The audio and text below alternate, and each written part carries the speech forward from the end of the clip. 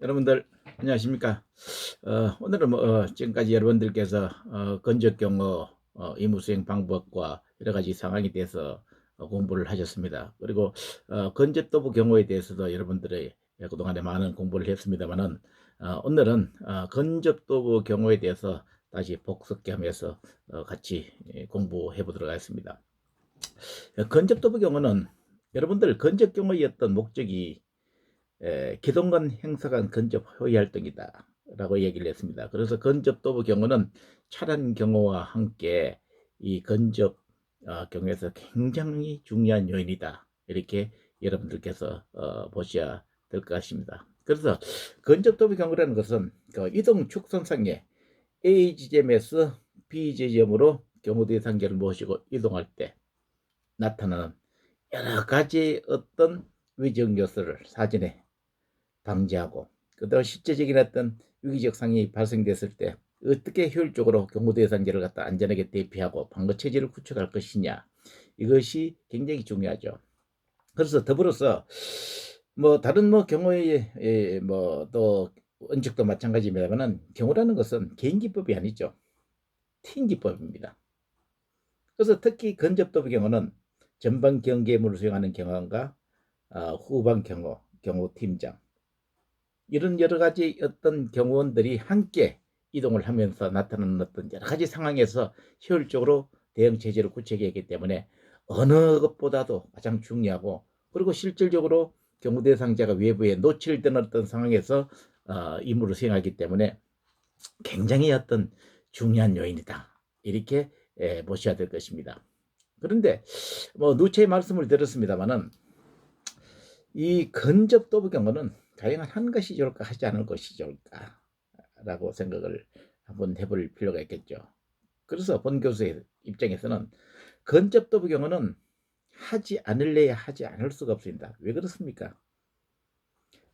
어떤 건물에서 성찰을 하기 위해서 A 지점에서 B 지점 이동을 하고, 그 다음에 하차 지점에 내려서 어떤 행사의 목적지로 이동을 할 때, 그 다음에 환송객 을 갖다 접견할 때 필연적으로 건접도보 경우는 이루어지는 것이죠. 그렇습니다만은 가능하면 건접도보 경우는 하지 않는 것이 바람직하지 않느냐라고 본교수는 생각을 하고 있습니다. 왜 그럴까요? 그러면 건접도보 경우의 어떤 단점이 어떤 것이 있을까? 이걸 한번 보셔야 될 것이거든요. 첫째는 이동 속도가 느리다는 것입니다. 어떤 A 지점에서 B 지점으로 이동을 할 때 기동수단, 즉 차량을 타고 이동을 했을 때는 2분, 3분 또는 10분 안에 이동을 할 수가 있습니다만, 이 근접도보 대형을 형성소에서 이동할 때는 굉장히 20분, 30분, 굉장히 이동 속도가 목적지에 도달하는 속도가 높다는 것이거든요. 그래서 단순하게 이동 속도가 낮다는 그 개념은 생각하지 마시고, 이동 속도가 느리다는 것을 우리 경호적 개념에서 우리가 다시 생각을 해볼 것 같으면요, 위해자에게 위해를 당할 수 있는 시간과 공간을 최대한으로 많이 제공을 해준다는 것이거든요. 제공을 해주기 때문에 아무래도 차량을 타고 갈 때보다는 많은 어떤 시간이 이 위해자에게 제공을 해주는 상황이기 때문에 가능하면 하지 않는 것이 좋고요. 두 번째는 노출 시간이 굉장히 길다. 노출 시간이 길다. 이 뭡니까? 이동 시간이 길기 때문에 필연적으로 노출 시간이 외부로 되는 것이 많죠. 그래서 이 노출이라는 개념은 특히 인적인 어떤 방벽, 차량을 타고 있을 때는 차량 그 자체가 방벽 효과가 되고, 실내에 있을 때는 실내 그 자체가 바로 방벽의 효과가 될 수가 있습니다만은, 이 노출의 개념은요, 어떻습니까? 인적 방벽 이외에는 아무것도 없이 노출이 되고, 두 번째는 경호대형 그 자체에 의해 가지고 경호대상자가 노출될 수 있는 어떤 그런 상황이 되기 때문에, 노출이 굉장히 많이 된다는 것은 위해자에게 위해를 당할 수 있는 기회를 많이 준다는 것이거든요. 그렇기 때문에 가능하면 근접도부 경우는 하지 않는 것이 좋고, 그다음에 이제 뭐 같이 연기가 됐습니다만은 방벽 효과가 굉장히 적다는 것이거든요. 방벽 효과가 적다. 인적 방벽 이외에는 아무도 없습니다. 그래서 이제 여러분들에게 경원대로 왜 체격 요건이 큰 사람이 필요하느냐라는 어떤 질문을 받고 그랬을 때는 뭐 단순하게 뭐 키가 작고 체격이 작은 사람도 분명히 할 수가 있습니다만은 다양한 어떤 그 요인이 있는 것이죠. 첫째는 경호대상자의 심리적 요인. 내게 체격이 좋고 무술 유단자가 있는 사람이 있다는 어떤 심리적 요건이 있고, 두 번째는 뭐냐? 가장 큰 것이 수직적 수평적 방벽 효과가 크다는 것이죠. K이한 수직적 방벽, 몸 체격에 의한 어떤 수평적 방벽, 인적 방벽의 최대한의 어떤 크기 때문에 방벽 효과를 줄 수 있는 어떤 큰 체격의 경호원들을 요구하는 것이 일반적인 관리다. 이렇게 봐야 될 것입니다.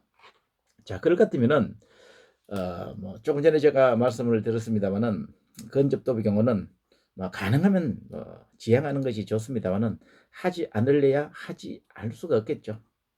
그래서 이런 어떤 건접도보 대응을 이동해서 이동할 때는 몇 가지의 어떤 보완 대책이 필요할 것이다. 이렇게 생각을 하고 있습니다. 첫째는 이동 속도를 가능하면 좀 빠르게 해라.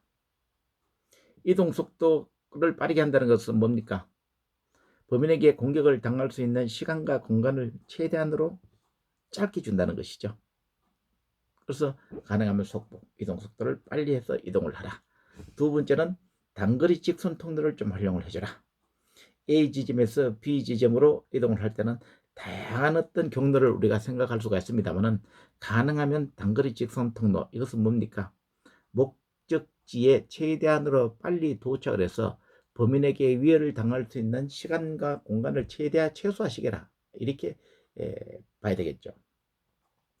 그 다음에 세 번째는 비상차량을 대기를 시켜라. 경호의 궁극적 목적이 뭡니까? 위기적 상황이 발생됐을 때 방어 경호의 원칙에 가지고 범인을 제압하는 것이 아니고 그 지역을 빨리 경고 대상자를 대피를 시키는 것이 가장 궁극적인 목적이죠.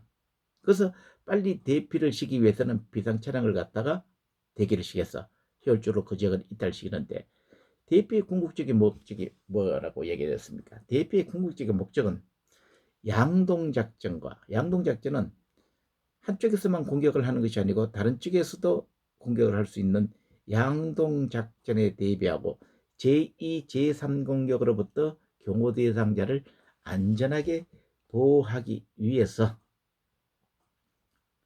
항상 비상 차량을 대기를 시키라는 것입니다.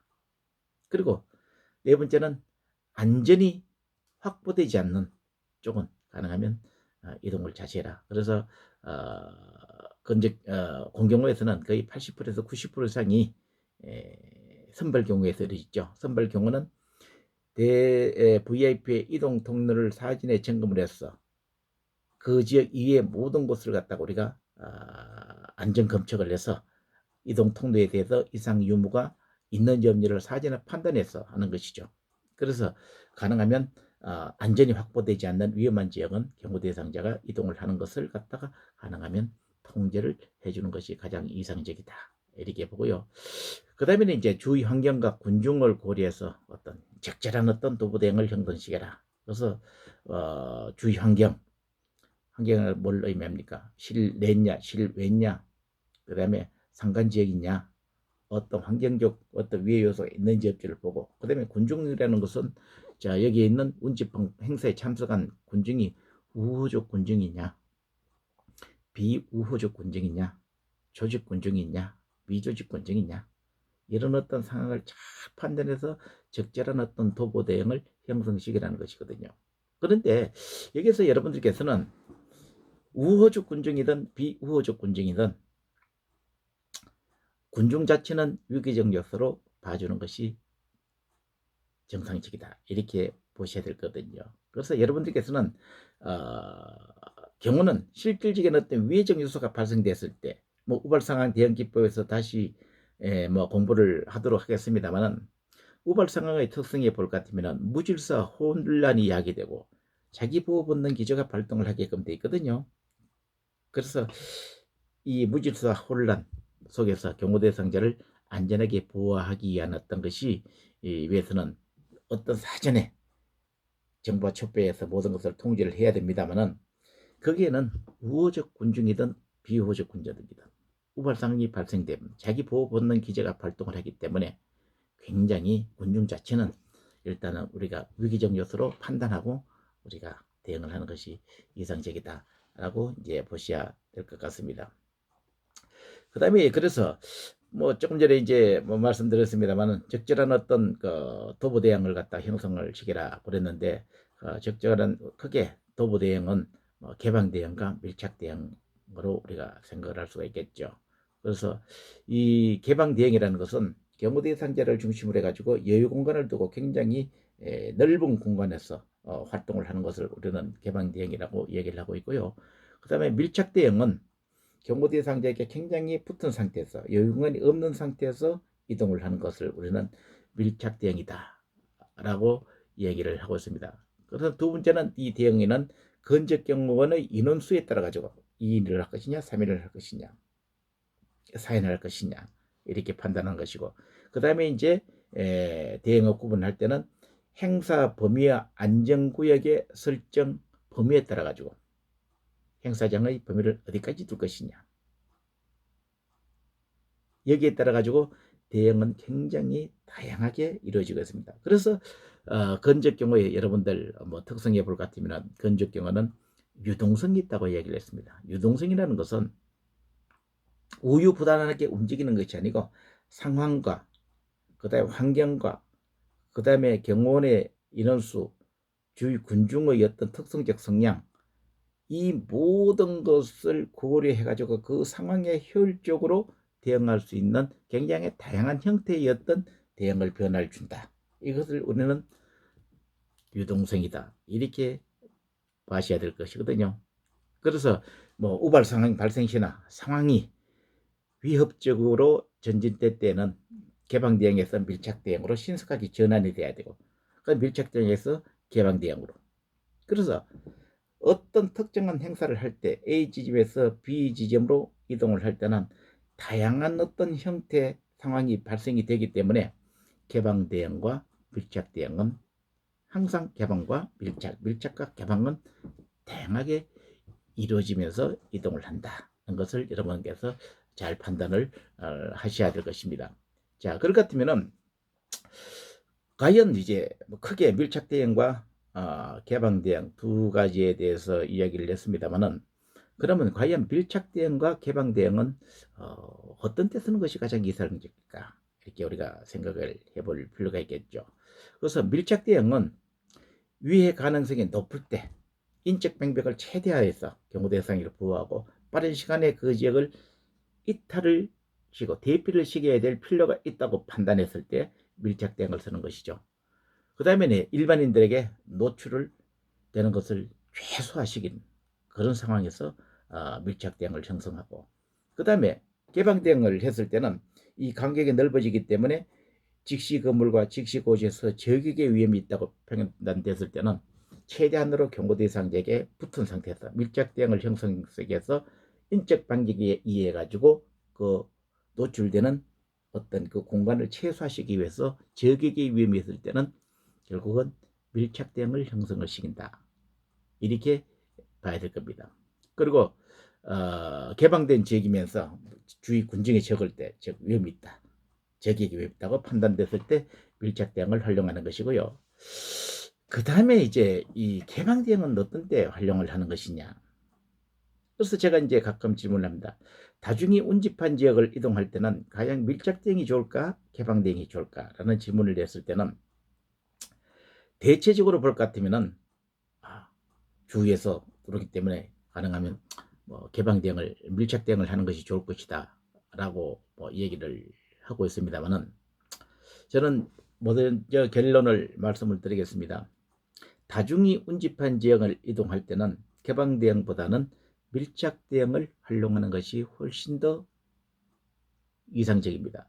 상황에 따라서 밀착 대응을 형성시킬 수도 있겠습니다만은, 다중이 운집한 지역에서는 A 지점에서 B 지점으로 이동을 할 때 이 진로를 개척하고 방어하고 좌측에서 방어했을 때 공격했을 때 방어하고 대피하고, 우측에서 공격했을 때는 좌측으로 방어하고 대피할 수 있는 여유 공간을 확보할 수 있는 어떤 지역, 개방 대응을 형성시키는, 방어하고 할 수 있는 어떤 그 개방 대응을 형성하는 것이 가장 이상적인 것이거든요. 그래서 밀착 대응보다는 개방 대응을 형성시키는 것이 굉장히 이상적이다. 그래서 경고 대상자의 충분하게 간격을 유지시키고, 그 다음에 경고 대상자의 노출이 많아서 이 굉장히 이제 경위에 부담이 큰 것은 이제 사실이다라고 볼 수가 있습니다만은, 이 저격의 위험이 적고 군중이 많아서 접근했을 때, 축소 대응을 했을 때는 주위에 있는 군중이 최대한으로 경고 대상자에게 접근을 하기 때문에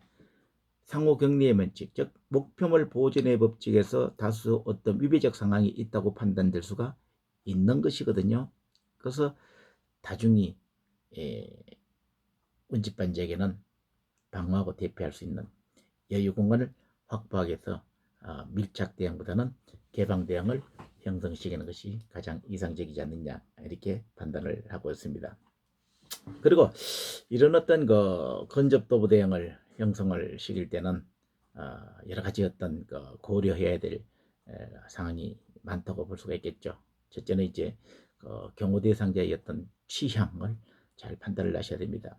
그래서 경호 대상자의 경호에 대한 어떤 적극적 이존형과 굉장히 부정적 성향을 갖고 있는 경호 대상자가 있는 것이거든요. 그래서 경호 대상자가 경호에 대해 가지고 굉장히 부정적 성향을 갖고 있을 때, 뭐 경호원이 옆에 있는 것을 굉장히 좀 이렇게 거부감을 갖기에는 옆에 있을 때는 밀착 대응보다는 좀 개방 대응을 형성시켜 주는 것이 바람직하고, 그 다음에 경호원이 없을 것 같으면은 꼼짝도 하지 않을 나는 위기적 의식을 느끼는 그런 어떤 경호 대상자 했을 때는 개방 대응보다는 밀착 대응으로 형성을 시켜서 이동하는 것이 굉장히 바람직하다, 이렇게 보시면 되겠고요. 그 다음에 이제 행사장 주변 감제 건물의 취약성. 감제 건물은 뭡니까? 감제 건물은 경호 대상자를 한눈에 바라볼 수 있는 건물, 더불어서 감제 고지는 경호 대상자를 한눈에 바라볼 수 있는 고지, 산등성이 같은 것이죠. 여기는 어떻습니까? 저격의 위험이 있는 것이죠. 그래서 선발 경우에서는 행사장의 어떤 주위에 직시 건물과 감제 건물과 감제 고지를 확실하게 통제를 하고 확보를 해야 될 필요가 있는 것이죠.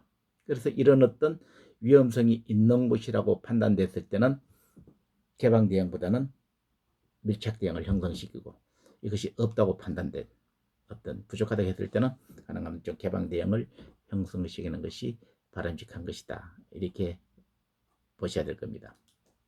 다음은 이제 뭐 행사 성격이죠. 행사 성격은 뭐 공식 행사와 비공식 행사로 이제 크게 나눌 수가 있습니다만은, 공식 행사 같은 경우에는 매스컴이라든지 모든 언론, 그다음에 시간과 장소가 대외적으로 알려진 상태거든요. 알려진 상태이기 때문에 아무래도 정보가 노출이 됐다, 이렇게 보셔야 되겠죠.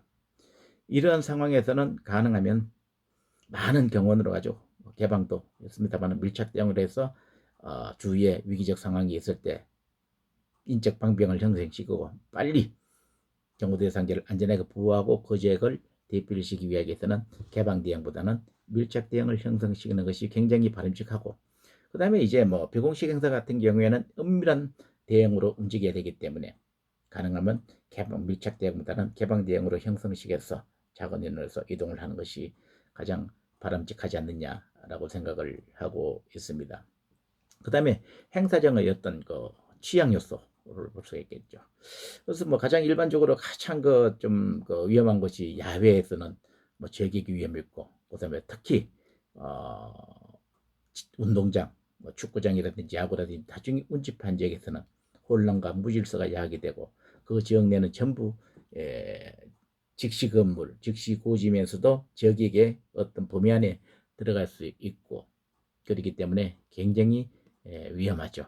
그래서 실내 같은 경우에는 어떤 통제적 개념이 굉장히 용이합니다만, 행사장이 어떤 형태의 어떤 행사장이 있느냐에 따라 가지고 이 대응 자체는 굉장히 변화를 줄 수가 있다, 이렇게 보고, 그 다음에 이제 뭐 행사장의 안전도 마찬가지죠.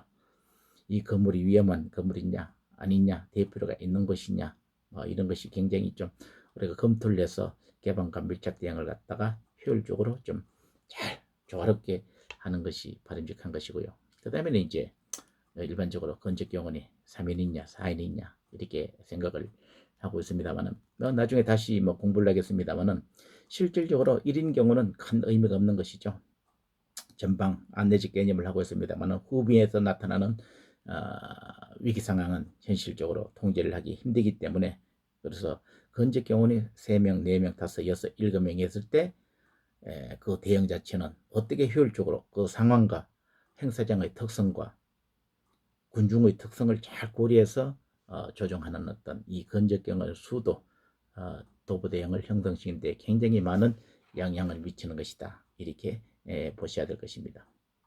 그래서 그러면 이런 어떤 건접도부 경호를 수행할 때 몇 가지 어떤 우리 수행 방법이 있죠. 먼저 이동 속도와 경원의 보호폭은 경호 대상자의 건강과 체력 상태에 따라 가지고 주의 상황에 따라 적절하게 좀 조절을 해줘야 되겠죠.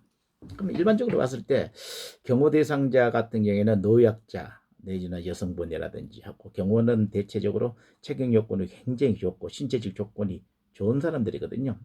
그래서 노약자분들 경호 대상자를 모실 때는 보호폭이라든지 이동 속도라든지 이것을 경호원의 어떤 자신의 체격 요건과 건강 상태에 의해서 하는 것이 아니고 이 경호 대상자의 건강 상태와 체력을 고려해서 시간과 보호폭을 갖다가 잘 판단해서 이동을 하라는 것입니다. 그 다음에 이동 전에 경호 대상자에게 이동로라든지 이동 시간, 경호 대양 그리고 경호 대상자의 위치에 발생될 수 있는 어떤 특이사항을 사전에 알려주라는 것이거든요. 사전에 솔직히 경호원들은 아무리 치밀한 경호 계획을 설정한다 해도요.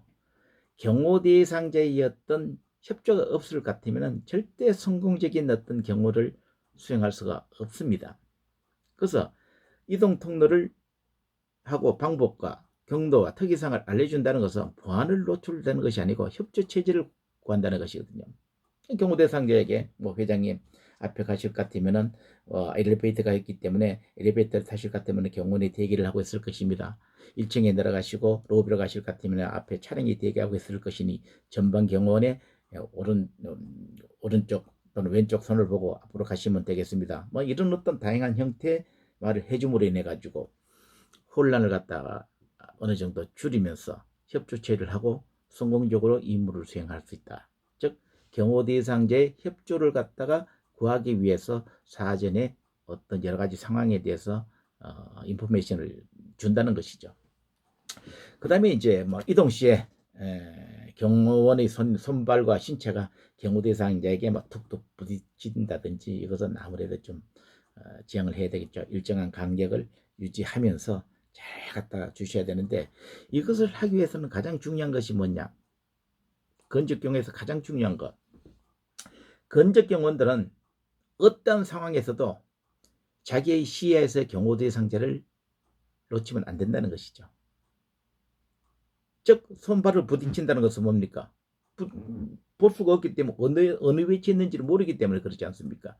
그래서 항상 경호 대상자를 한눈에 바라볼 수 있는 위치를 선정을 해서 거기서 이동을 하라. 이렇게 보시면 되겠습니다. 그리고 이동 중에 경호 상원 간에 적절한 수신호나 무전으로 인해 가지고 주의 상황과 경호 대상자의 어떤 상태 등을 연락할 수가 있도록 해야겠다. 좀 빨리 가다든지 좀 천천히 가라든지 아니면 경호 대상자가 조금 이제 좀 필요해 하신다. 그러니까 전방 경호는 아무래도 좀 속도를 놓치는 것이 좋을 것이다. 빨리 차량으로 이동을 시키는 것이 좋을 것이다라는 어떤 상황을 주의 경호원들하고 이렇게 소통을 하면서 이동을 하는 것이 가장 바람직하다 이렇게 보셔야 되고요. 그 다음에는 이제 이동 시에 복도라든지 도로, 계단을 이동할 때는 상황 발생 시에 가능하면 복도의 중앙 통로를 이동하라는 것입니다. 왜 그렇습니까? 좌측 또는 우측으로 이동을 했을 때, 좌측에서 공격했을 때는 좌측으로 이동했을 때는 방어하고 대피할 수 있는 여유 공간이 없다는 것이거든요. 그래서 어떤 계단과 도로의 중앙 통로를 이동함으로 인해 가지고 좌측 우측으로 공격했을 때 방어하고 대피할 수 있는 여유 공간을 확보하기 위해서는 가능하면 중앙을 갖다가 활용하는 것이 가장 이상적이다 이렇게 보시면 되겠습니다.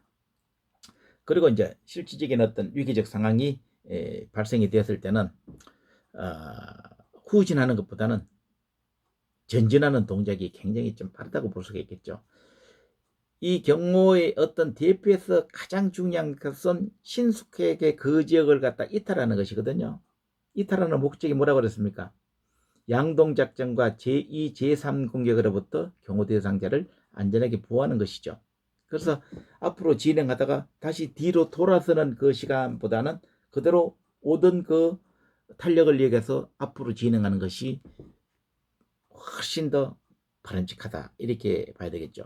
하지만은 그것은 어떤 전방에 대표하려는 곳 쪽에 어떤 상황적 요소가 있는지, 어떤 위기적 제2, 제3 위해가 있는지를 잘 판단해서 전개를 하는 것이 바람직하다, 이렇게 봐야 되겠습니다만은 일반적으로는 후진하는 것보다는 전진하는 것이 훨씬 더 이상적이다, 이렇게 이제 보셔야 될 것 같습니다.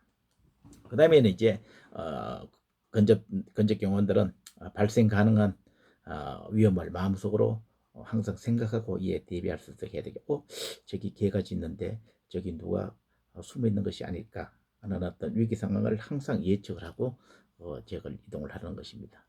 그 다음에는 위험 발생 상황 시 통신 연락이 두절되지 않도록 항상 무전기라든지 수신호 이런 것을 갖다가 소통할 수 있는 어떤 장비를 꼭 우리가 확인을 좀 해줘야 되겠고요. 그 다음에 이동 시에 가장 취약한 지역은 경호 대상자가 대중의 가운데 있을 때가 가장 위험하다. 즉 다시 말하면 군중속을 통과할 때라든지, 그 다음에 건물 내로 들어갈 때, 건물 내는 어떻습니까? 보이지 않는 곳에서 범인이 은닉하다고 볼 수가 있겠죠.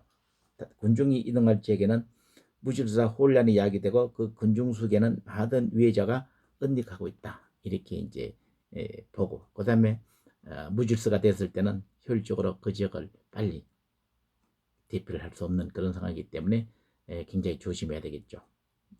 그 다음에 이동에 따른 주통로, 예비통로, 그 다음 비상대피를 갖다가 적절하게 선정을 해줘야 되겠죠. 차량을 이동할 때는 주도로 예비도로를 선정하고 비상대피소를 합니다만은 건물과 같은 행사장에서는 주통로와 예비통로, 그 다음에 비상대피로를 적정하게 선정해서 위기적 상황이 있을 때 빨리 대응할 수 있는 어떤 그런 것을 사전에 확보해 두는 것이 가장 바람직하다, 이렇게 보셔야 될 겁니다. 그 다음에 경호 대상자 주변 사람들의 손을 주위에서 좀 관찰을 해라. 모든 공격의 주체가 뭡니까? 칼을 쓰든 총을 쓰든 몽둥이를 쓰든 모든 것이 이 손이지 않습니까? 이 보이지 않는 손에는 뭔가 위험한 것이 있다고 판단되고 항상 주위에 있는 사람의 손을 주의 있게 관찰하고, 그 다음에 방어책을 갖다 머릿속에 좀 구상하도록 해줄 필요가 있을 것이다 라고 생각을 했습니다.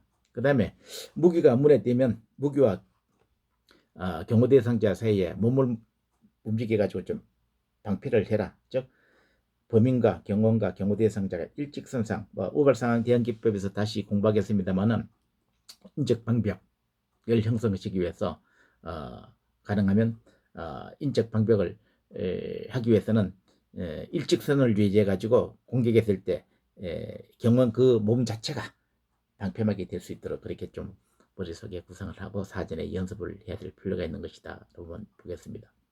그 다음에 근거리에서 무기 발견 시에 무기를 제압해서 무기가 경호 대상자를 향하지 않도록 무기의 공격 방향을 갖다가 중지시죠. 그래서 특히 총기 같은 경우에는 가장 중요한 것이 총구의 방향을 어떻게 효율적으로 통제를 할 것이냐, 이것이 굉장히 중요하다고 볼 수가 있겠죠.